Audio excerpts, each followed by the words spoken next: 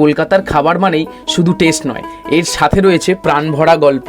কলকাতায় আছো, ভাবছো যে সবচেয়ে ফেমাস খাবারগুলো কোথা থেকে শুরু করবো, তাহলে প্রথমেই চলে যেতে পারো আমাদের শোভাবাজারের সামনে মিত্র ক্যাফেতে।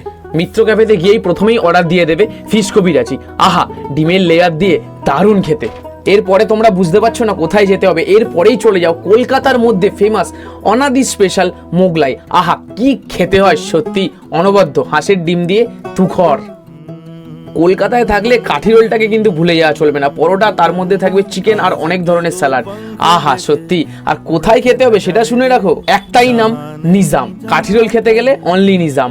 অনেক ফেমাস খাবার দাবার কলকাতার মধ্যে খাওয়ালো, এবার তোমরা কি খাবে বুঝতে পারছো না? আরে বিরিয়ানি না খেলে চলবে? আমিনিয়াতে গিয়ে একটা মাটন বা চিকেন বিরিয়ানি, আহা অনবদ্য খেতে। লাস্ট অ্যান্ড ফাইনাল নবীন চন্দ্র দাসের রসগোল্লা, স্পঞ্জি চিনির রসে ডোবানো, অসাম খেতে।